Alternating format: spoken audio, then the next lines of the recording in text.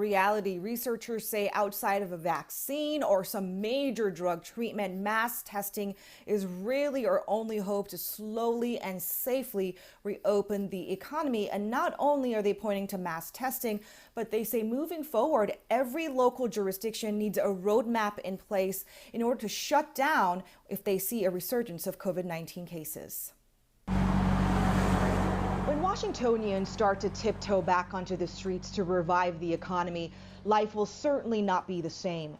Researchers say things like big concerts and packed stadiums will most likely not happen until a vaccine. We are in the business of making information that is helpful to policymakers. The Institute for Health Metrics and Evaluation, or IHME at UW-Medicine, is doing some critical work, pinpointing a time frame for each jurisdiction across the U.S. to open back up. We hope to set a target for jurisdictions to prepare themselves for being able to lift at least some of the harshest restrictions. How much pressure are you guys feeling to get this right? You have some very important data that you are sending out to the public. 70 folk are working almost day and night to get these projections as good as we can get them. IHME's model of Washington state shows a dip in deaths by COVID-19 by May, which state leaders are using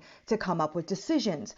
But Professor Theo Voss says lifting restrictions can only come with mass testing, and Congresswoman Kim Schreier agrees. We have not had robust enough testing to really know who's been infected in this state.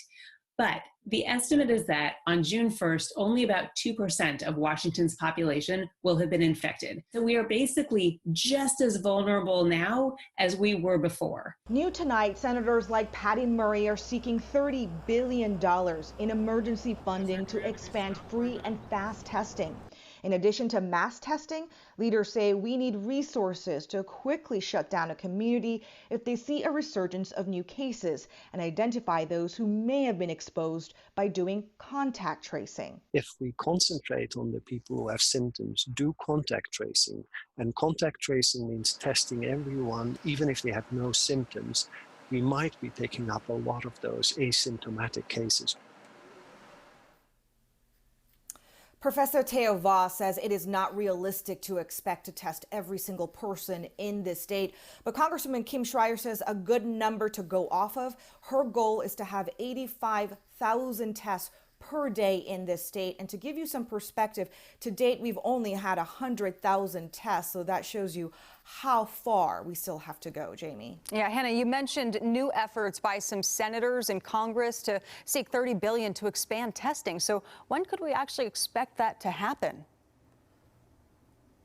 I wish that I had an exact date for you tonight, Jamie, and for the public, but right now we don't know. What we do know is that senators in Congress will be back in session May the 4th, and the goal here is to have this $30 billion package in the next relief legislation that Congress is hoping to pass. Jamie, back to you. All right, Hannah, thank you very much. We want to turn your attention